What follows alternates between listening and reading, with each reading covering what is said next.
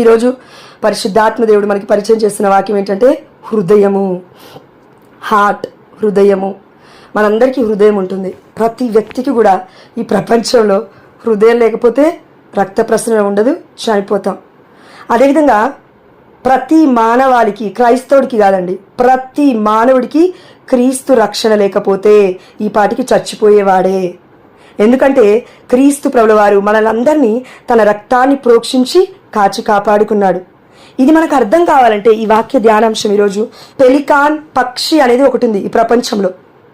మనలో చాలామంది, కొంతమందికి తెలిసే ఉంటుంది. అయితే పెలికాన్ పక్షి యొక్క గొప్పతనం ఏంటంటే ఇది చరిత్రలో ఉంది, ఇప్పటికీ కూడా ఉంది, కొన్ని ప్రదేశాలలో తిరుగుతూ ఉంటుంది. మహా అద్భుతం అన్నమాట. దేవుని సృష్టిలో ఈ యొక్క పెలికాన్ పక్షి యొక్క ఏమంటారండి, దాని యొక్క జీవితం అనేది మహా అద్భుతమైనది. ఈ పెలికాన్ ఏం చేస్తుందంటే ఈ పక్షి పిల్లల్ని కంటుంది. పిల్లల్ని కన్నప్పుడు ఈ పక్షి పిల్లలు తల్లి తండ్రి పక్షులను పొడుస్తాయి. ఇప్పుడు మన వక్షస్థలంలో అంటే పక్కనే ఉంటాయి కదా, వాటి కింద రెక్కల కింద ఉంటాయి, వాటి యొక్క లేదా పొట్ట కింద ఉంటాయి, అవునా? ఎస్, ఒకటే గూటిలో ఉంటాయి.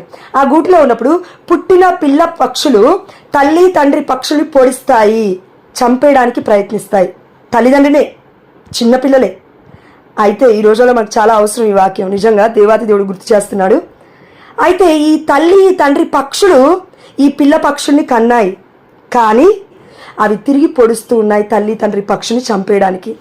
ఈ సమయంలో వాటిగా కాపాడుకోవడానికి తల్లి తండ్రి పక్షులు ఏం చేస్తాయంటే పిల్లని తిరిగి చంపేస్తాయి పొడిచి. ఇది గుర్తుపెట్టుకోవాలి మనం, పొడిచి పొడిచి పొడిచి చంపేస్తాయి. అయితే తండ్రి పక్షి బయటికి వెళ్ళినప్పుడు తల్లి పక్షి ఏం చేస్తుందంటే 3వ రోజున, గట్టిగా గుర్తుపెట్టుకోండి వాక్యం, 3వ రోజున తల్లి పక్షి తన ప్రక్కను తెరచి, ప్రక్కను అనగా రెక్కను, తన యొక్క డొక్క ఉంటుంది కదా, డొక్క భాగాన్ని, ప్రక్కటెముక అంటాం కదా, ఆ డొక్క భాగాన్ని తెరిచి ఆ 3వ రోజున తల్లి పక్షి తన ప్రక్కను తెరిచి రక్తాన్ని తన పిల్లలపై స్రవిస్తుంది. స్రవించగానే దానితో అవి తిరిగి బ్రతుకుతాయి. చూడండి, చనిపోయాయి కాబట్టి తిరిగి బ్రతుకుతాయి. ఎంత గొప్ప అంశం అండి, ఎంత గొప్ప సృష్టి అండి. నిజంగా ఆ దేవాది దేవుడికి సమస్త ఘనత మహిమ ప్రభావములు చెల్లునుగాక. ఎందుకంటే ఈ పక్షిని మన కళ్ళ ముందు ఎందుకు కదిలియాలేలాగా దేవుడు చేస్తున్నాడంటే దీనికి చరిత్ర ఉంది. మన కన్నతల్లి కథోలిక శ్రీ సభ గుర్తులను నమ్ముతుంది, అవునా లేదా? విగ్రహాలను కాదు, గుర్తులను, చిహ్నాలను, చిత్రపటాలను, వీటన్నిటిని కూడా నమ్ముతుంది. ఈ సమయంలో పరిశుద్ధాత్మదేవుడు మనకి ఏం గుర్తు చేస్తున్నాడంటే ఈ యొక్క తల్లి పక్షి వెళ్ళి తన హృదయాన్ని విప్పింది, ఏది కోరుకోవట్లేదు పిల్లల దగ్గర నుంచి. పొడుస్తున్నప్పటికీ మళ్ళీ నా పిల్లలు బ్రతకాలి అని వెళ్ళి తన రెక్కను ఓపెన్ చేస్తుంది. మన కన్నతల్లి అయిన కథోలిక శ్రీ సభ గత 100 సంవత్సరాల నుంచి ఇది మన శ్రీ సభలో ఒక గుర్తుగా పెట్టి ఉంది. మీరు కరెక్ట్గా చూస్తే కొన్ని చర్చెస్లో డవ్ ఆ యొక్క పావుర రూపం లాగే కనబడుతుంది మనకి, కానీ మీరు కరెక్ట్గా అబ్జర్వ్ చేయండి, అది పెలికాన్ పక్షి కూడా అయి ఉంటుంది. ఒకసారి మీరు అబ్జర్వ్ చేయాలి, అది రెక్క తెరిచి ఉంటుంది, కింద బ్లడ్ 3 డాట్స్, ఆ యొక్క 3 రక్తపు బిందులు పడుతున్నట్లు ఉంటుంది. 2-3 పక్షి పిల్లలు అలా నోటు తెరుచుకొని ఉన్నట్లుగా కనబడుతుంది. చిత్రము, ఆ యొక్క చిత్రపటం అనేది చాలా మటుకు మనం చూడొచ్చు, గూగుల్లో కూడా ఉంటుంది.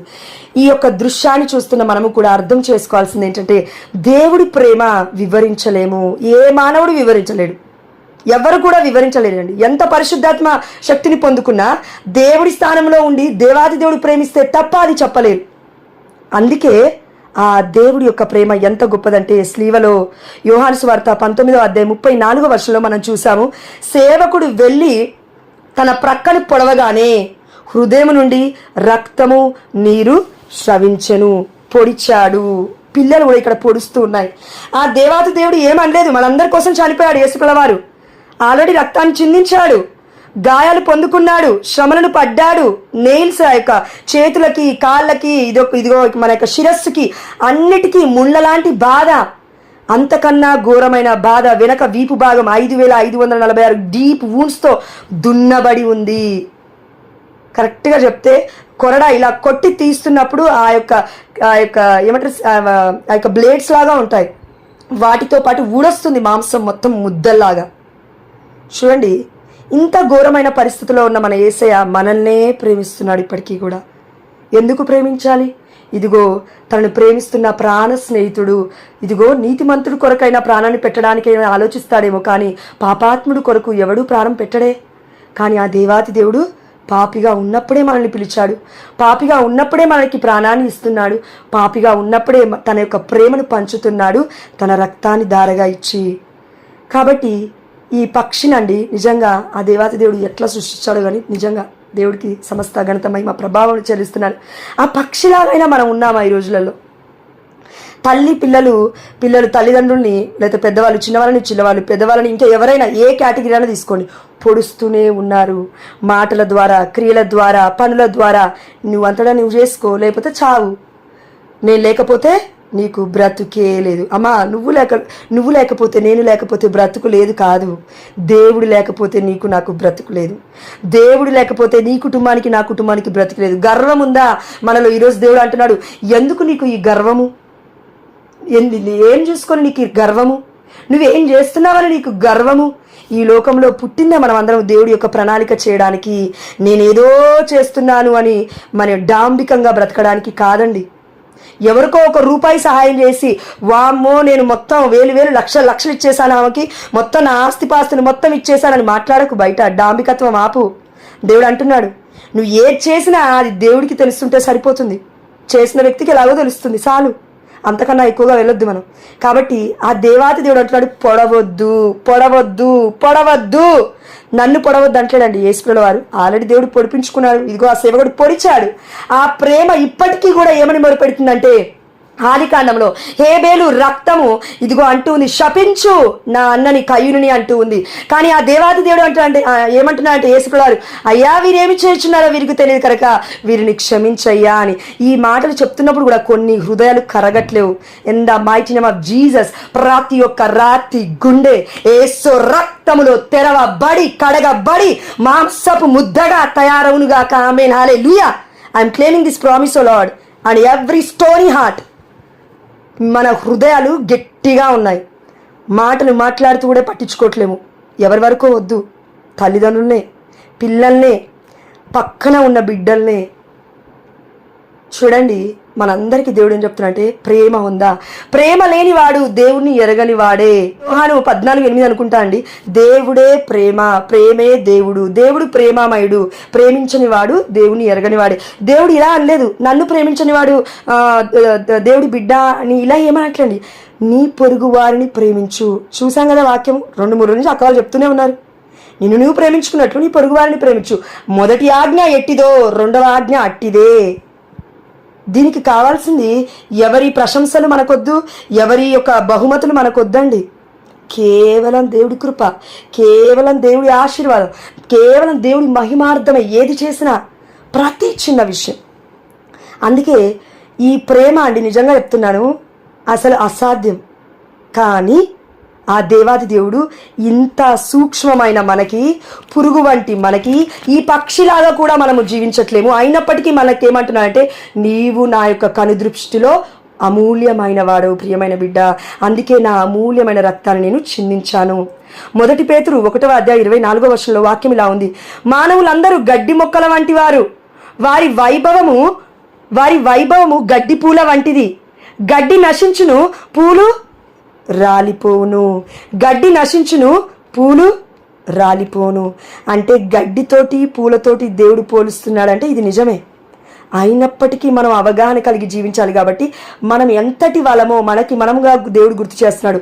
ఆస్తులున్నాయా, అందం ఉందా, లేకపోతే సంపద ఉందా, లేకపోతే ఇంకా ఏదైనా నీకు ఇల్లున్నాయా, కార్లున్నాయా, బంగ్లాలున్నాయా, పొలాలున్నాయా, అయితే ఏంటి గొప్ప? దేవుడు ఇస్తేనే నీకుంది, లేదంటే ఉండదు. నీ వైభవము దేవుడి యొక్క వైభవం ఇచ్చాడు. కాబట్టి దేవుడి మహిమలో మనమందరం పాలిభాగస్తులుగా ఉండాలంటే దేవుని మహిమపరచాలి. మనకిచ్చిన దాన్ని ప్రతి దాన్ని బట్టి అప్పుడే మనము దీవించబడతాము. ప్రపంచవ్యాప్తంగా మొత్తము పాప క్షమాపణ జరగాలి అంటే, ఈ యొక్క పరిశుద్ధుడి యొక్క రక్తము ప్రోక్షింపబడాలి అంటే ఎన్ని సాతాను శక్తులు అడ్డుకున్నాయో, కానీ ఆ టైంలో కాపాడుకుంది మరియ తల్లి. అందుకే నిష్కలంక మాత హృదయం. ఈ దేవుడి యొక్క ప్రేమతో పాటు నిష్కలంక మాత హృదయాన్ని కూడా ఎందుకు మనం డివోటీగా ఉంటూ ఉన్నాము, ఈ యొక్క మనము భక్తిని చూపిస్తూ ఉన్నాము అని అంటే ఇదండి అర్థము. తల్లి కాపాడుకుంటుంది. మా అమ్మ ఏమనింది, వద్దు జోష్న, లేదంటే నీ గర్భంలో ఉన్నవాడు వద్దు అనంది. కానీ పుట్టాను ఆ దేవుడి కృప వల్ల. మనం అందరం కూడా ఏదో ఒక సందర్భంలో ఇలాంటి సిచ్యువేషన్స్ గుండా వచ్చిన వాళ్ళమే. నేను చనిపోతే బాగుండు కదా, ఎందుకు నా ఈ జీవితం అనుకున్న వాళ్ళమే. కానీ నా మరణానికి ఒక మూల్యము చెల్లించిన గొప్ప తండ్రి మనకున్నాడు. కానీ దేవుడు మరణించాడు, నువ్వు నేను బ్రతకాలి. మరణము దేవుడు పిలిచేంత వరకు మనం పలకకూడదండి, మరణం కోరుకోకూడదు కూడా. ఎందుకంటే ఈరోజు నేను కొన్ని రీల్స్ చూశాను. అందులో ఒక తల్లి ఒక బిడ్డను ఎత్తుకొని కారు బయటికి దిగింది, అంతే సింపుల్. కారు బయటికి దిగింది, వెనక నుంచి వస్తున్న చిన్న లారీలు ఉంటాయి కదా, అది వచ్చి గుద్దేస్తే వెళ్ళి అవతల ఎగిరి పడితే తల్లి చనిపోయింది, బిడ్డ బ్రతికే ఉన్నాడు. తల్లి చనిపోయింది, బిడ్డ బ్రతికింది. అర్థమవుతుందా? తల్లి చనిపోయింది, ఆ టైంలో ఎలా ఉంది, గట్టిగా పట్టుకొని ఉండొచ్చు మేబీ ఆ బిడ్డ. కాబట్టి తల్లి చనిపోయింది, తల్లి మరణించిన, బిడ్డ బ్రతికే ఉంది. అదే నేను ఇంకొక ఎగ్జాంపుల్ చెప్తాను. మొన్నటి రోజున ఫాదర్ ఆండ్రూ గారు చెప్పారు, నేను విన్నాను. ఫాదర్ డేవిడ్ ఆండ్రూ గారు, గొప్ప విషయం. ఫ్లైట్లో ఒకసారి జర్నీ చేస్తూ వెళ్తూ ఉన్నారంట ఫాదర్ ఆండ్రూ గారు. వెళ్తూ ఉన్నప్పుడు పక్కనే తన సీట్ పక్కన ఒక తల్లి ఉంది, పాలిస్తూ ఉంది, చిన్న పాపకి, పసికందుకి పాలిస్తూ ఉంది.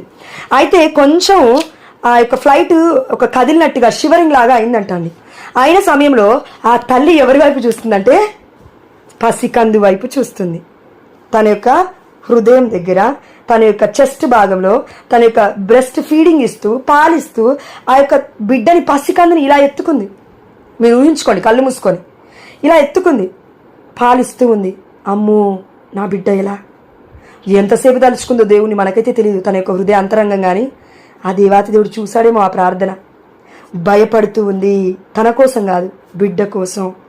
ఆ సమయంలో అందరూ కూడా ఆ యొక్క ఫ్లైట్లో మాస్కులు, ఎయిర్ మనకి శ్వాస అందడానికి ఒక సమయం వచ్చినప్పుడు అండి, మనకి శ్వాస ఆడదంట. ఒక లెవెల్కి వెళ్ళినప్పుడు, ఆ యొక్క ఏరోప్లేన్ ఒక లెవెల్కి వెళ్ళినప్పుడు, ఒక హైట్కి వెళ్ళినప్పుడు, ఒక అంతస్తుకి వెళ్ళినప్పుడు, పైకి ఎత్తుకి వెళ్ళినప్పుడు మనకి శ్వాస ఆడనప్పుడు వాళ్ళు ఆ యొక్క ఏరోప్లేన్లో ఉన్న వాళ్ళు ఏం చేస్తారంటే పైనుంచి మనకి శ్వాస పీల్చుకోవడానికి కొన్ని ఇస్తారనమాట. అవి వస్తాయి పైనుంచి ఇలా కిందికి పడతాయి అనమాట. అది మనం మాస్క్ పెట్టుకోవాలి, మూతికి ముక్కుకి మాస్క్ పెట్టుకోవాలి. మనకి గాలి ఆడుతుంది మంచిగా, అంటే భయపడకుండా గాలి పీల్చుకోవడానికి హెల్ప్ అవుతుంది చాలామందికి. కానీ ఆ తల్లి ఏం చేస్తుందంటే ఫస్ట్ తనకి పెట్టుకోవట్లేదు, బిడ్డకి పెడుతుందంట. మనకి ఇక్కడ ఏమర్థమైంది? నేను చచ్చిపోయినా సరే నా బిడ్డ బ్రతకాలి. కాబట్టి మనందరికీ కూడా ఈ దృక్పథం ఉందా? బిడ్డ ఎవరు? బిడ్డ ఇప్పుడు ఎవరండి మనందరికీ? ఒకవేళ వృద్ధాప్యంలో ఉంటే మన తల్లిదండ్రులే మనకి బిడ్డలు, వాళ్ళు వృద్ధాప్యంలో ఉంటే. ఇప్పుడు ఒకవేళ నేను తల్లిని అనుకోండి, ఒకవేళ నాకు పిల్లలు పుడితే ఆ దేవత దేవుడి కృప వల్ల నాకు పిల్లలు ఉన్నారు, లేదంటే మీరే ఉన్నారని పిల్లలు అనుకో, ప్రతి ఒక్కరు పిల్లలే, దేవుడి పిల్లలమే. కాబట్టి ఎవరికైనా ఏదైనా ఆపద ఉందంటే ఎంతో మటుకు ప్రయత్నిస్తాం బిడ్డని కాపాడడానికి. అప్పుల సమస్య నుంచి మనమైతే కాపాడలేము, వ్యాధుల నుంచి మనమైతే కాపాడలేము, కానీ ప్రార్థన చేయొచ్చు కదా, ఉన్న దాంట్లో ఎంతో కొంత ఇయ్యొచ్చు కదా, బిడ్డని కాపాడొచ్చు కదా. సెల్ఫిష్ ప్రేమ వద్దు. స్వీయ సంపద కోసం, లేదంటే నీ యొక్క సంతృప్తి కోసం వద్దు. దేవుడి ప్రేమ కనబరచు ప్రియమైన బిడ్డ. మనమందరం కూడా అందుకే ఈ లోకానికి వచ్చాము. ఆ దేవాతి దేవుడు చెప్తున్నాడు, మనమందరం ఈ లోకానికి వచ్చింది అందుకే ప్రియమైన దేవుడి బిడ్డలారా. కాబట్టి ఎందుకంటే ఇదిగో 1 పేతురు 2వ అధ్యాయం 11వ వచనం చూడండి. మిత్రులారా, ఇహలోకమున పరదేశులుగా వలసదారులుగా ఉన్న మీకు నేను మనవి చేసుకొనుచున్నాను, శారీరకముగా మీరు జీవించకండి, ఆధ్యాత్మికంగా మీరు జీవించండి. ఇహలోకమున పరదేశులుగా ఉన్న వలసదారులారా అని అంటూ ఉన్నారు. ఇక్కడ పేతురు గారి ద్వారా దేవుడు మాట్లాడుతున్నాడు మనతో. ఇహలోకంలో వలసదారులో మనము, ఇక్కడ నిరీక్షణ యాత్రికుల మనము. తప్పకుండా పరలోక రాజ్యానికి వెళ్లాల్సిందే. నరకలోకానికి వెళ్ళాలి అంటే ఇక అది మన ఇండివిజువల్ పైన ఆధారపడి ఉంటుంది. కాబట్టి అమ్మ మరియ తల్లి ప్రేమ, యేసుప్రభుల వారి ప్రేమ అర్థం కావడానికండి ఈ లోకం కోసం ఆ తల్లి ఇక్కడ ఫ్లైట్లో బిడ్డని కాపాడుకోవాలనుకుంది, అంతేకాని తనతో పాటు బిడ్డ కూడా మరణించాలనుకోలేదు. కానీ అమ్మ మరియ తల్లి ఈ ప్రపంచం కోసమే బిడ్డని ఇచ్చేసింది. ఇది అర్థం కావాలి. నువ్వు ఇస్తావా? అమ్మ మరియ తల్లి ప్లేస్లో ఉంటే నువ్వు ఇస్తావా? ఇవ్వవు. నాకేం బాధండి, పుట్టక పుట్టాడు ఒక కుమారుడు, పుట్టక పుట్టింది ఒక కుమార్తె, నేను ఎందుకు ఇస్తాను? నాకేం పట్టింది అంటావా? లేదా? అంటావు తప్పక. ఎంత ప్రేమ ఉండాలి. 10 రూపాయలు ఇవ్వాలంటే నీ దగ్గర నా దగ్గర ఉదార గుణం ఉండాలి. ఏడ్చి చావాలది, లేకపోతే ఇవ్వము. కట్టలు కట్టుకొని చస్తానే కానీ బీరువాలలో పెట్టుకొని ఇవ్వము. పక్కింటోళ్ళు చచ్చిపోతున్నా ఇవ్వము. బిడ్డల గ్రూప్లలో ఎప్పినా ఇవ్వము. ఎక్కడ మన కథోలిక శ్రీ సభలో ఫాదర్స్ యాజకులు చెప్తూ ఉంటారు, అమ్మ మీ దేవుడి చిత్తము, మీరు 10వ వంతు ఇస్తే ఇవ్వండి అని రిక్వెస్ట్ చేస్తూ ఉంటారు. కానీ ఎవరికి ఇస్తావు తెలుసా? డిమాండ్ చేసిన వాళ్ళకి ఇస్తావు, రిక్వెస్ట్ చేసిన వాళ్ళకి ఇవ్వవు, బ్రతిమాలిన వాళ్ళకి ఇవ్వవు, దేవుడి బిడ్డలకి ఇవ్వవు. కానీ ఎవరికి ఇస్తావు? అయితే డిమాండ్ చేస్తాడు చూడు, ఇదిగో నువ్వు 10వ వంతు ఇవ్వకపోతే శపించబడతావు అనగానే ఇస్తావు. అప్పుడు వెళ్తాయి నీ పర్సులోకి వెళ్ళి డబ్బులు. చీర కొనుక్కోకుండా నువ్వు ఇస్తావు, 10,000 అయినా సరే 20,000 అయినా సరే. దేవుడు ఈ బుద్ధిని మన దగ్గర నుంచి కోరుకుంటుంది ప్రియమైన బిడ్డ.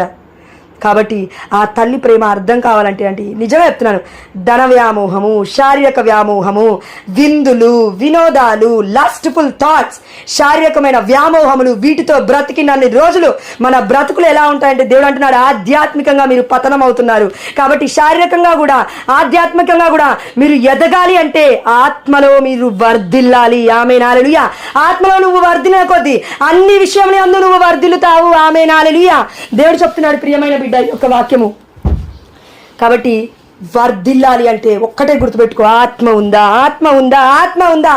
పరిశుద్ధాత్మ దేవుడు మనలో ప్రతి ఒక్కరిలో ఉన్నారు. కానీ నిద్రపోతున్నావా, మేల్కొని ఉన్నావా? మేల్కొల్పాలంటే ఏం చేయాలి? ఒక్కటే, అయ్యా మొరపెట్టు, దేవుడి సన్నిధిలో మొరపెట్టు, అయ్యా నీ ప్రేమను చవి చూసే కృప ఇవ్వు. ఇప్పటి వరకు మనం అడగకపోయి ఉండొచ్చండి, నా బాధలు ఇవి, నా కష్టాలు ఇవి, మా అమ్మ ఇలా ఉంది, మా నాన్న ఇలా ఉన్నాడు, మా అత్తమ్మ ఇలా ఉంది, మా మామయ్య ఇలా ఉన్నాడు, లేదా నా భర్త ఇలా ఉన్నాడు, నాకు గర్భఫలం లేదు, నాకు అప్పుల బాధలు. అయితే ఏంటి? దేవుడికి తెలీదా? దేవుడు గుడ్డోడా? లేదంటే కొరచగా ఉందా దేవుడి హస్తము నీకు నాకు సాయం చేయనంత? విశ్వాసము పెంపొందించుకో ప్రియమైన బిడ్డ. ఎవరికి విశ్వాసం బలపడుతుందంటే దేవుడి బిడ్డలకి అని ఉంది. దేవుడి బిడ్డలు ఎవరంటే ప్రేమించిన వాళ్ళు.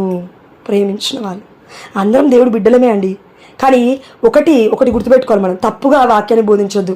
నీ పాప జీవితం మొత్తము నువ్వు ఎన్ని సంవత్సరాలు జీవించినా కూడా దేవుడు నీ పాపాన్ని మొత్తం క్షమిస్తాడు. పో, నీ పాపంలో నువ్వు బ్రతుకుపో, నీ రోతలో నువ్వు బ్రతుకుపో. ఆ యొక్క పంది ఏ విధంగా అయితే మురికిలో పడుతుందో అలా బ్రతుకుపో, ఏం కాదు దేవుడు దీవిస్తాడని చెప్తే నమ్ముతావా ఏంటి? నమ్మొద్దు. ఆ వాక్యం కరెక్ట్ కాదు. అది అసలు వాక్యం కాదు. అది నిన్ను నన్ను ఆధ్యాత్మికంగా కుళ్ళబొడిచే వాక్యము.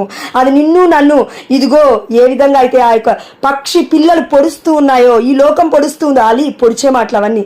మనల్ని క్రిందికి నెట్టే మాటలు, అవి పైకి ఎత్తే మాటలు కాదు. ఎప్పుడైనా సరే దేవుడి పక్షపాతి కాదంటే దానికి అర్థం ఏంటంటే, మోషేని దేవుడు ఎందుకు దీవించాడు? విధేయత ఉంది, అతి వినయవంతుడు. దావీదుని దేవుడు ఎందుకు దీవించాడు? మహారాజుగా. సౌలుని ఎందుకు అనలేదు మహారాజుగా? దావీదు కుమారా యేసయ్య అని అంటున్నావు కానీ సౌలు కుమారా యేసయ్య అని ఎందుకు అనట్లేవు? సౌలు తప్పు చేశాడు, పాపము చేశాడు, దేవుడి సన్నిధిని ధిక్కరించాడు. కానీ దావీదు ఏమంటున్నాడు? ఇదిగో దేవుడి యొక్క హృదయానుసారుడు, దేవుడు ఇష్టపడ్డాడు, దేవుడు ప్రేమించాడంట దావీదుని. లాజర్ని ఏమంటున్నాడంటే స్నేహితుడు అని. అందుకే లాజర్ చనిపోయిన తర్వాత 3 రోజుల తర్వాత 4వ రోజు దేవుడు మరణాన్ని నుంచి లేపుతూ ఉన్నాడు. దేవుడు యేసుప్రభువు వారు కన్నీరు కార్చారు ఆ సమయంలో. ఎవరు? మన లాజర్ గారు మరణించినప్పుడు. మనం చనిపోతే చాలా తక్కువ మంది అంటే కన్నీరు కార్చేది కూడా. ఎందుకంటే మంచి పనులే లేవు, కన్నీరు ఎవరు కారుస్తారు? చనిపోయిన తర్వాత ఒక మాట అంటారేమో, బ్రతికినన్ని రోజులు బాధలే, బ్రతికినన్ని రోజులు ఒక్క రూపాయి దానం చేయలేదు, బ్రతికినన్ని రోజులు ఎవరైనా పక్కింటి వాళ్ళు బయటకు వచ్చి మాట్లాడుతుంటే కూడా ఏంది గొడవలు అన్నారు. కానీ అమ్మ ఏమైందమ్మా, ఎందుకు ఇంత బాధపడుతున్నావు, ప్రార్థన చేస్తాం రా, దేవుని నమ్ముకోమ్మ, ఇలాంటి మాటలు ఎప్పుడు వినలేదు. మా జీవితాన్ని కట్టుబడడానికి ఎవరు కూడా కట్టడానికి కూడా ప్రయత్నించలేదు. కాబట్టి చస్తే ఏంటి, బ్రతికితే ఏంటి, నీ పక్కనింటి వాళ్ళు కూడా నీ చావుకి నా చావుకి రారు ప్రియమైన బిడ్డ. చావకుండా ఉందుముగాక. ఆమేన్ హల్లెలూయా. కానీ మన చావు 10 మందికి ఆశ్చర్యకరంగా కాకపోయినా మనల్ని తిట్టుకోవద్దు, శాపవచనాలు పలకొద్దు, మనల్ని ఆ యొక్క హింసలు పాలు చేయొద్దు, చనిపోయిన తర్వాత కూడా పొడవద్దు మనల్ని ఎవరైనా కూడా. కాబట్టి ఆ దేవాతి దేవుడు హృదయము పొడిపించుకున్నాడు. ఇది దేవుడి చిత్తం అండి. ఎందుకంటే దేవుడి చిత్తం లేకపోతే ఏమీ జరగదు ఈ లోకంలో. కాబట్టి చనిపోయినప్పటికీ కాలు విరక్కొట్టకుండా ఆ సైనికుడు హృదయాన్ని పొడిచాడు, దేవుడి హృదయాన్ని. ఇక్కడ మనం అందరం ఒకటి ఆలోచించాలి. ఆత్మలో వర్ధిల్లిన కొద్దీ అన్ని విషయంలో అందు వర్ధిల్లుతావనే విషయానికి దేవుడి ప్రేమకి ఏంటి సంబంధం? దేవుడి యొక్క హృదయం నుంచి స్రవించింది ఏంటి? దేవుడి యొక్క రక్తము, జలము, నీరు అనగా పరిశుద్ధాత్మకి సాదృశ్యంగా ఉంది. పరిశుద్ధాత్మ దేవుడు. Our church is a soul of Christ. దేవుడి యొక్క ఆత్మ మన యొక్క సంఘము, కథోలిక శ్రీ సభ దేవుడి ఆత్మ చేత నడిపింపబడుతుంది, మనుషుల చేత కాదు. మనుషులలో దేవుడి ఆత్మ ఉంటే నడిపింపబడుతుంది. కాబట్టి దేవుడి ఆత్మ మనకిస్తూ ఉన్నాడు. అదేవిధంగా దేవుడి యొక్క రక్తము చిందబడిన ద్వారా మన పాపాలన్నీ కూడా కడిగివేయబడుతూ ఉన్నాయి. కానీ ఇది మనం విశ్వసించట్లేదు. ఎందుకు తెలుసా మనకి విడుదల లేదు? ఎందుకు తెలుసా మనకి ఇంకను కూడా మన బానిసత్వంలో బతుకుతున్నాము? ఎందుకు తెలుసా? Thank you Jesus, thank you Jesus, thank you lord, thank you lord, thank you lord. కాబట్టి ఎందుకు తెలుసా ఆ దేవాతి దేవుడు ఇంత బాధపడుతున్నాడు? అమ్మా, ఇన్ని సంవత్సరాల నుంచి నిన్ను బ్రతికిస్తున్నాను కదా, ఇన్ని సంవత్సరాల నుంచి బ్రతికే ఉన్నావు కదా, ఇన్ని సంవత్సరాల నుంచి నువ్వు చనిపోలేదు కదా, ఇన్ని సంవత్సరాల నుంచి ఏదో ఒక విధంగా నేను మాట్లాడుతూనే ఉన్నాను కదా. ప్రేమ లేకపోతే ఎలా నీతో మాట్లాడతాను? నువ్వు పాపాత్మురాలివే, నేను పాపాత్మురాలే. కానీ దేవుడు ఏమంటున్నాడు అంటే, అమ్మా నేను నిన్ను ప్రేమిస్తున్నాను, వస్తావా నా దగ్గరికి? లేదంటే ఆ యొక్క పక్షిని ఏ విధంగా అయితే పిల్ల పక్షి పొడుస్తూనే ఉందో, ఆ యొక్క సైనికుడు పొడుస్తూనే ఉన్నాడు, మనం కూడా పొడుస్తూనే ఉన్నాము దేవుని మాటల ద్వారా. ఏమని పొడుస్తున్నామంటే, ఇదిగో ఆనాడు ఇజ్రాయెల్ ప్రజలు అన్నారు, ఇదిగో మమ్మల్ని సముద్రము దాటించింది. పని చేసుకున్నారు కదా వాళ్ళు, బంగారం మొత్తము సమకూర్చుకొని వారికి ఉన్న ధనము, వారికి ఉన్న బంగారము ధనమే తీసుకోండి, ఇక్కడ బంగారము మనకున్నది మొత్తం సమస్తము తెచ్చుకొని మరి ఒక రూపాన్ని చేసుకొని అహరోను కూడా పాపంలో పడేసి ఈ ప్రజలందరూ కలిసి పాపంలో పడ్డారు. అదేంటంటే, ఇదిగో ఈ దేవరే మనల్ని సముద్రాన్ని దాటించింది అన్నారు. దేవుడికి కోపం వచ్చింది రూపాన్ని చేసుకున్నందుకు కాదు. అప్పటికి దేవుడికి రూపం లేనందుకు కోపం వచ్చింది. అప్పటికి దేవుడు రూపం లేదు, ఈ ప్రపంచంలోకి రాలేదు, ఇది విగ్రహము కాదు. ఇప్పటికీ ప్రకటిస్తుంది దేవుడి రూపం ఉంది, యేసు రూపము. కొలస్సీలకు రాసిన లేఖ 1వ అధ్యాయం 15వ వచనము, అదృశ్యుడై ఉన్న ఆ దేవుడి ప్రత్యక్ష రూపమే యేసు అని చూసాం మనం. దేవుడి యొక్క దైవ పుత్రుడు ఈ లోకానికి వచ్చాడు. మాంసం ఉంది, శరీరం ఉంది, రక్తం ఉంది. పొడిచింది ఆత్మకి కాదు, సైనికుడు పొడిచింది ఆత్మకి కాదు, శరీరానికి, దేహానికి. కాబట్టి ఆనాడు ఇజ్రాయెల్ ప్రజలు ఏమన్నారంటే, ఈ దేవర మమ్మల్ని నడిపించుకోవడానికి వచ్చాడని జంతువుని చేసుకున్నారు. ప్రియమైన దేవుడు బిడ్డలారా, ఈ రోజుల్లో మనము కూడా మన యొక్క హృదయంలో జంతువుని చేసుకుంటూ ఉన్నాము.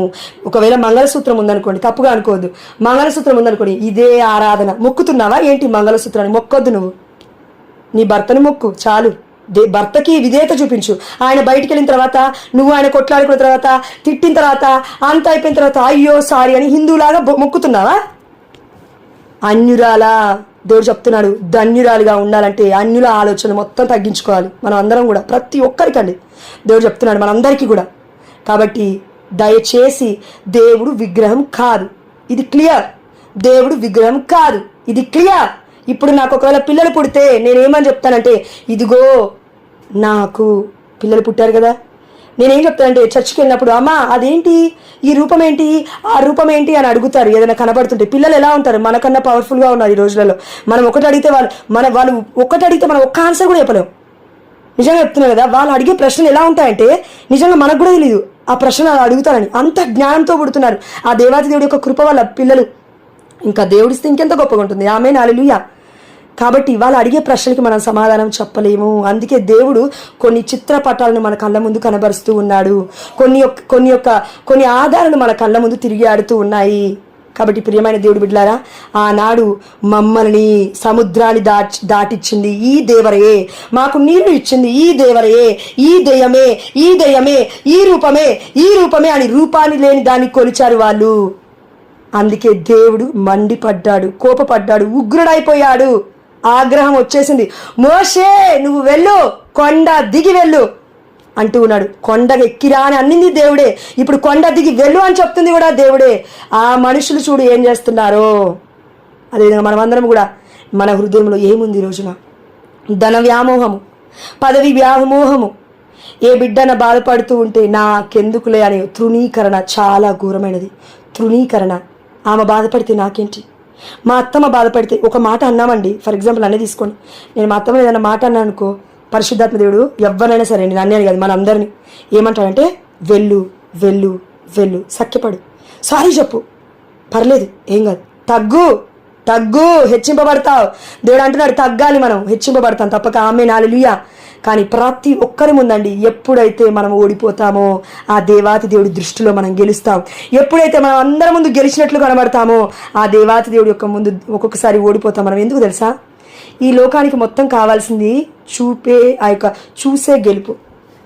తప్పట్లు, తాళాలు, లేదంటే ఇంకేదైనా కావచ్చు, what ever it may be. ఈ ప్రపంచంలో అధికార వ్యామోహము, ధన వ్యామోహము, నేను ఒకటి సన్నివేశం చూశాను. అదేంటంటే, ఒక తల్లి నా పక్కన వచ్చి కూర్చున్నప్పుడు, మన మెట్టుగూడ చర్చ్ నుంచి వస్తుంటే లాస్ట్ 2 వారాల ముందు అనుకుంటా అండి, వచ్చి నా పక్కన కూర్చుంది. దాని తర్వాత వేరే ఆంటీ కూడా ఆమెతో వచ్చి కూర్చుంది వేరే సీట్లో.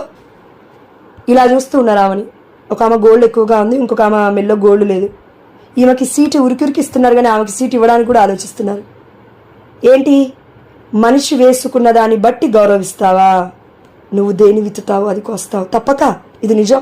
వాక్యం చెప్తుంది, మనిషిని చూడకు, ధనాన్ని చూడకు, బంగారం ఉందా అని చూడకు, ఎలా మాట్లాడుతుందా అని చూడకు, ప్రేమగా మాట్లాడుతుందా అని చూడకు. ప్రేమలో కూడా ఒక్కొక్కసారి కత్తులు ఉంటాయి. జాగ్రత్త ప్రియమైన బిడ్డ. పరిశుద్ధాత్మ ప్రేరణ వల్ల మాట్లాడితే మాత్రమే అర్థం చేసుకోవాలి. అలా అర్థం చేసుకోవాలంటే మనలో పరిశుద్ధాత్మ దేవుడు ఉండాలి ముందుగా. అలా దేవాతి దేవుడు ఆల్రెడీ మనలో ఉంచాడు. మనం అందరం అనాథలం కాదు. ఇదిగో నేను మిమ్మల్ని అనాథలుగా విడిచిపెట్టను, నేను మీ వద్దకు తిరిగి వత్తును.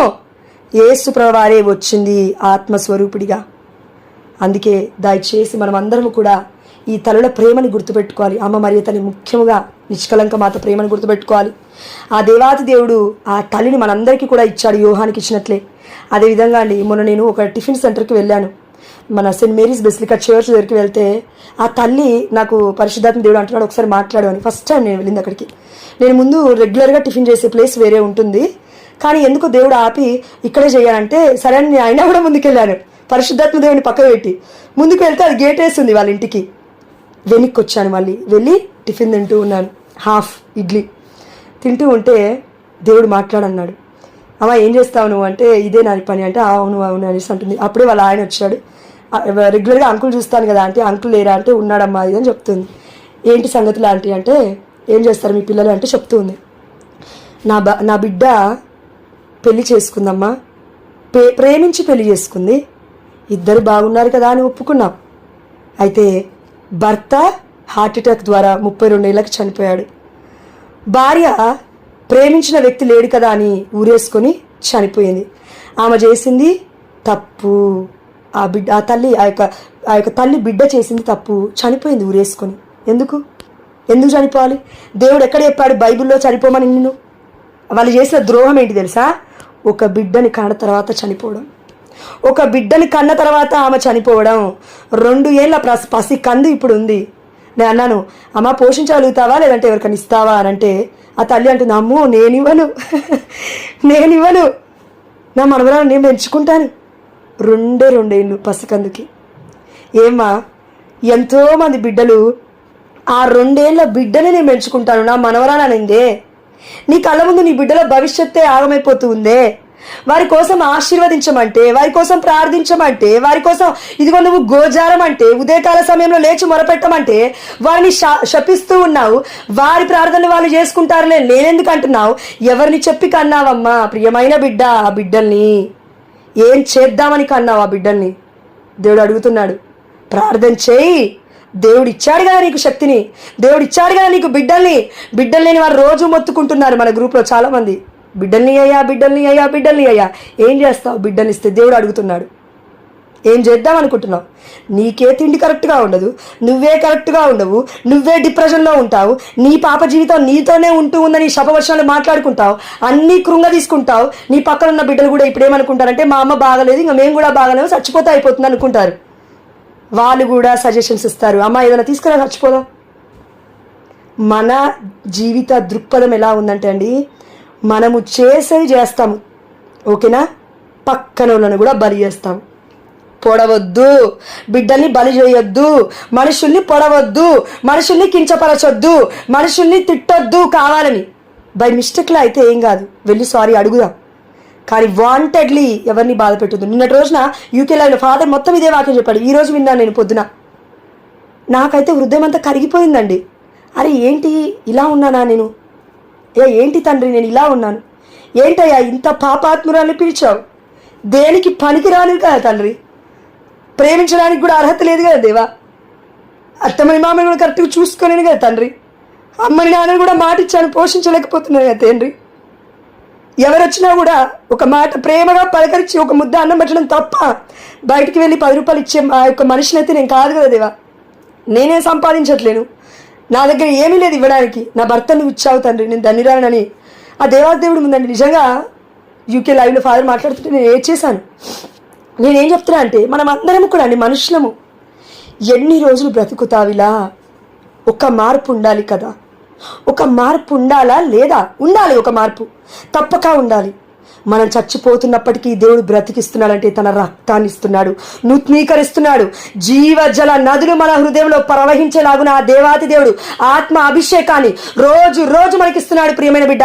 కానీ పొందుకోలేకుండా పక్కకు పెట్టి, ఇదిగో నాకు వద్దు ప్రార్థన, ఇదిగో నాకు వాక్యం వద్దు, ఇదిగో నేను దివ్య బలి పూజకి వెళ్ళను, ఇదిగో నేను ఎక్కడికి వెళ్ళను, నా జీవితం నాదే, ఇంట్లో కూర్చొని ప్రార్థన చేసుకుంటాను. కూర్చొని ప్రార్థన చేసుకో, తప్పులేదు. కానీ ఎక్కడుంది హీలింగ్?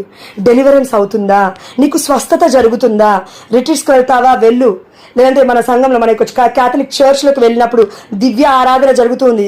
దివ్య ప్రసాద నాదుని ఆరాధన గంట మన ఇక్కడనే మెట్టుగూడ చర్చ్లో వెళ్ళు, గంట సేపు డెలివరెన్స్ అవుతుంది. లేదంటే యూకే లైవ్, ఇంగ్లీష్ వస్తే యూకే లైవ్లో ఉండు, తెలుగులో ఉన్నప్పటికీ ఉండు, ట్రై చేయి. దేవుడి యొక్క దివ్య మందసం నీ కళ్ళ ముందే ఉంది అనకు. నేను వెళ్తేనే నేను నమ్ముతానండి, దివ్య మందసం ఎదురుగుండా అనకు. నీ విశ్వాసమే నీకు స్వస్థత. ఓపెన్ చేయి, యూకే లైవ్ ఓపెన్ చేయి, అన్నీ చూస్తాం. మనం అందరం అండి మనలో ఎలా ఉంటామంటే స్టేటస్ చూస్తాము, లేదంటే మన రీల్స్ చూస్తాము, లేదంటే గ్రూప్లో పెడుతున్న మెసేజ్లు చూస్తాము, అన్నీ చూస్తాం. కానీ ఏది ఓపెన్ చేసి వాక్యం పూర్తిగా వినం. నిన్నటి రోజు నిర్మలక్క వాక్యం చెప్తుంది. నేను చివరి వరకు ఎవరున్నారు? ఇద్దరే రిప్లై ఇచ్చారు. మన అన్నమేరి అక్క, నేను, ఇంకొక మన శౌర్యులక్క రిప్లై ఇచ్చారు. మిగతా వాళ్ళందరూ నిద్రపోతున్నారు కళ్ళు మూసుకొని. నిద్రపో, అలానే నిద్రపో, నిద్రపో, ఆత్మలో నిద్రపో, శారీరక విషయంలో నిద్రపో. ఎలా నిద్రపో?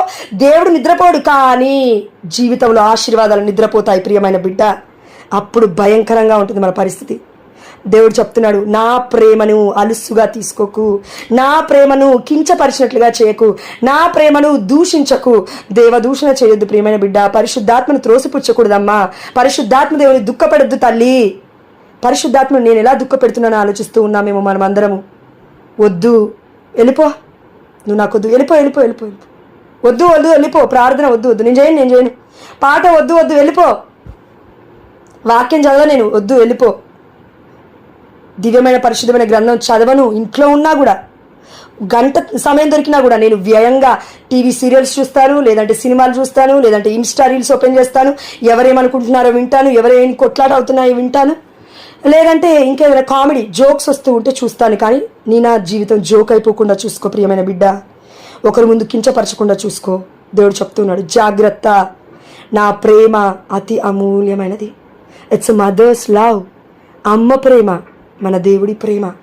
అందుకే ఆ తల్లినే మనకి ప్రేమగా ఇచ్చేశాడు. ఆ దేవుని ప్రేమించాలి, అధికముగా ఆరాధించాలి, తల్లిని అధికముగా గౌరవించాలి. ఇది మనం గుర్తుపెట్టుకోవాలి. అదేవిధంగా అండి ఈరోజు మనం ధ్యానించుకుంది మహా అద్భుతమైన విషయము, పెలికాన్ పక్షి తన పిల్లలు. మనం బ్రతికినన్ని రోజులండి అయ్యా నీలాగా ఉండాలని మనం ప్రార్థిస్తున్నాం.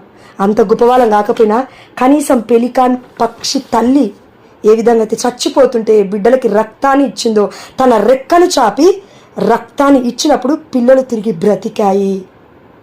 ఇది మనము మన ద్వారా ఒకవేళ ఈ ప్రపంచంలో, ఈ యొక్క లోకంలో సాధ్యమైతే ఆ దేవాది దేవుడు సాధ్యపరుస్తాడు. మనం చేయలేము, అది పరిశుద్ధాత్మ దేవుడు ఉంటేనే అవుతుంది. మన ప్రక్కను తెరిచి, అంటే మన యొక్క జీవితాన్ని తెరిచి, మన యొక్క ప్రాబ్లమ్స్ ఉన్నప్పటికీ వాటిని అన్నిటిని దాటుకొని పోయి ఎప్పుడైతే ఇంకొక బిడ్డకి నువ్వు సహాయం చేస్తావో అది ప్రక్కను తెరిచినట్లు, ఆ బిడ్డకి నువ్వు ఆశీర్వాదాన్ని ఇచ్చినట్టు, దేవాది దేవుడి దగ్గర తీసుకున్నది నువ్వు ఇస్తున్నట్లు. అంతే, నువ్వు నేను ఇవ్వట్లేము అది. కాబట్టి ప్రేమ క్రియలు లేని విశ్వాసము వ్యర్థము. అందుకే అండి చివరిగా ఒక వాక్యం చదువుతాను చూడండి దయచేసి. ఇది చాలా ముఖ్యమైనది. అది ఎక్కడుందంటే తండ్రి గుర్తు చేయి నాకు. 1 కొరింథీ 13:13 కావున విశ్వాసము, నిరీక్షణ, ప్రేమ అను ఈ 3ను నిలిచియుండును. రోజు మనం ప్రార్థిస్తున్నాం, అయ్యా విశ్వాసమే, అయ్యా మేము నిరీక్షణ యాత్రికులం, మాకు నిరీక్షణ దయచేయి, అయ్యా మాకు ప్రేమను దయచేయి. తక్కువ మంది అడుగుతాం ఇది. నిరీక్షణ అడుగుతావు, విశ్వాసం అడుగుతావు. ఎందుకంటే నిరీక్షణ అంటే మనం బ్రతకాలి కాబట్టి, విశ్వాసం అంటే అద్భుతం జరగాలి కాబట్టి. కానీ ప్రేమ అడిగే వాళ్ళని చాలా తక్కువ మంది. అందుకే దేవుడు అంటున్నాడు, ప్రేమ అను ఈ 3ను నిలిచి ఉండును, వీనిలో శ్రేష్టమైనది ప్రేమ.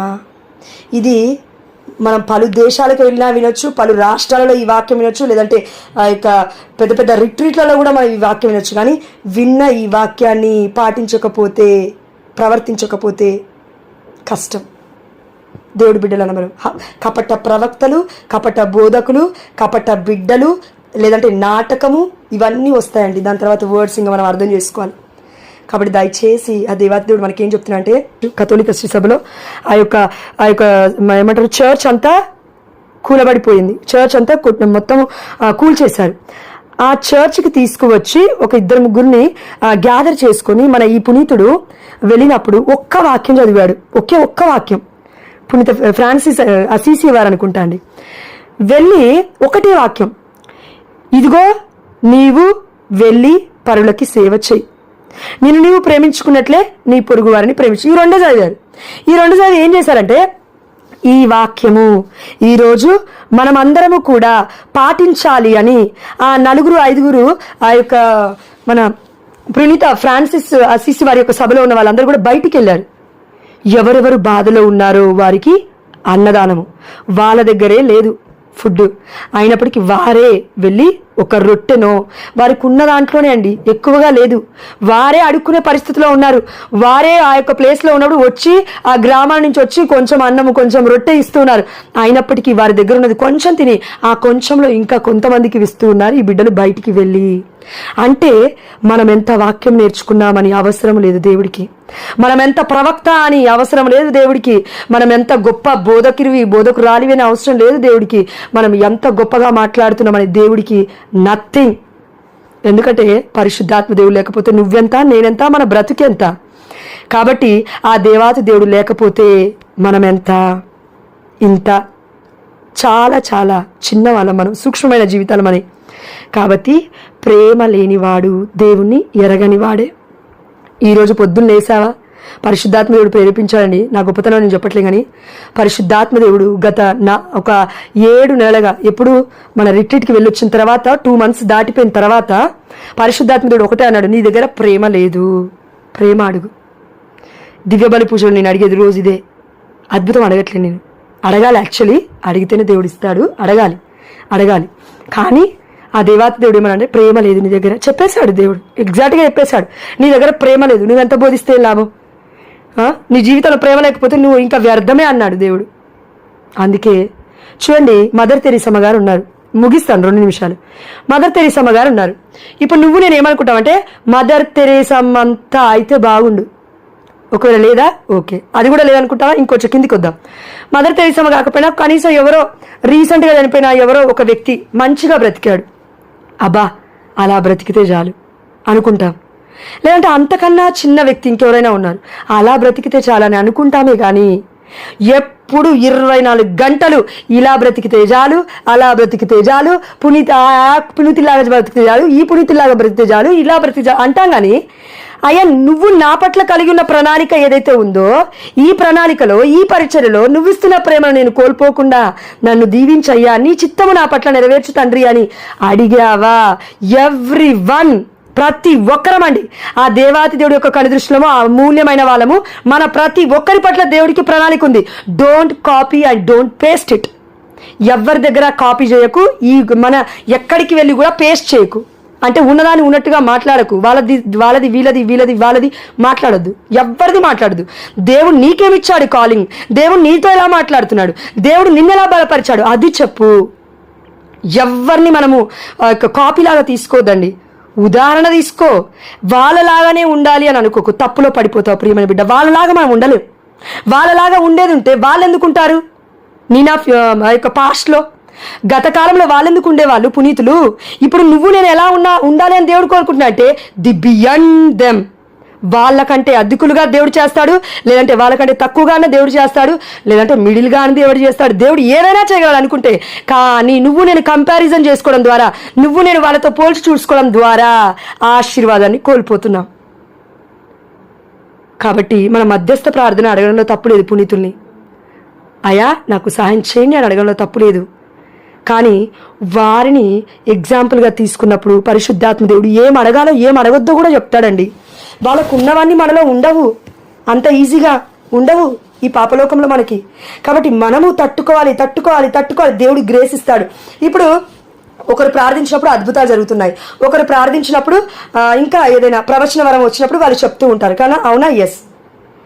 అదేవిధంగా ఎవరికి ఉండాల్సింది వాళ్ళకు ఉంటుంది, ఎవరికి ఇవ్వాల్సింది ఆ దేవాది దేవుడు ఇస్తాడు. ఎవరి దేవుడి యొక్క అనుగ్రహం చెప్పున, దేవుడి కృప చెప్పున ఎవరికి ఏం కావాలో ఆ దేవాది దేవుడు ఉదారంగా ఇస్తాడు. అలాంటప్పుడు వాళ్ళకున్నది నాకు లేదు, వీళ్ళకున్నది నాకు లేదు, ఇంకా ఏవి ఉండవండి. ఇలా కంపేర్ చేసుకుంటూ పోతే అసలు జీవితం కూడా ఉండదు. అప్పటిలోపు అయిపోతుంది, అంత్య దినములు వచ్చేస్తూ ఉన్నాయి. కాబట్టి ఈ దేవాది దేవుడిని బాధ పెట్టకండి దయచేసి. దేవుడి యొక్క ప్రేమను దూషించకూడదు. ఆనాడు ఏ విధంగా అయితే వాళ్ళు దూషించారో, దేవుడి ప్రేమను పక్కకు పెట్టేశారు. ఆ యొక్క లాస్ ఏంజలస్ వాళ్ళు చనిపోలేదా? ఎంతో ఘోరమైన ప్రమాణానికి గురయ్యారు. దేవుడే చేశాడు, ఘోరమైన ప్రమాదాలు కూడా కాదండి. దేవుడి యొక్క శాపము అప్పుడు పనిచేస్తుంది, ఇప్పుడు పనిచేస్తుంది. కానీ కరెక్ట్గా వినాలి. దేవుడి యొక్క శాపము అప్పుడు పనిచేస్తుంది, ఇప్పుడు పనిచేస్తుంది. కానీ ఎవరి పట్ల పనిచేస్తుంది అంటే, కేవలం ఏ బిడ్డలైతే దేవుడు నా కోసం రక్తాన్ని చిందించలేదు, దేవుడు నా కోసం స్లీవలో మరణించలేదు, అసలు దేవుడే లేడు అనుకునే వారి పట్ల పాపము, శాపము, ఒక లోబడిన జీవితము, దాన్ని ఏమంటారండి, కించపరిచే జీవితం మొత్తం అలవాటైపోతుంది. కానీ ఏ బిడ్డ అయితే ఈ సాతాను శక్తులైనా, ఏ ఒక్క బంధకాలైనా, ఏ అంధకారపు శక్తులైనా, ఇంకా ఏవైనా కూడా నా దేవాది దేవుడి యొక్క స్లీవ క్రింద ఆల్రెడీ త్రొక్కివేయబడి ఉన్నాయి, ఆమె నాలుయ త్రొక్కివేయబడిను గాక అని నమ్ముతామో, స్లీవను విశ్వసిస్తామో, యేసు రక్తాన్ని పట్టుకుంటామో, ఈ రక్త ప్రోక్షణని మనము ఇదిగో చూస్తామో, ఆ దేవాది దేవుడి ప్రేమను నమ్ముకుంటామో అండి, అప్పుడండి రక్షణ వచ్చింది. 2000 సంవత్సరాల ముందు కాదు, ఇప్పటికీ కూడా రక్షణ రావాలి మనకి. మన ఆలోచనలో రక్షణే లేదు. ఎందుకంటే రక్త అభిషేకం మర్చిపోయాము, ఆ దేవాది దేవుడి యొక్క హృదయాన్ని మర్చిపోయాము. అందుకే దేవుడి యొక్క తిరు హృదయం ఎలా ఉంటుందంటే పంచగాయాలు గుర్తు చేస్తుంది.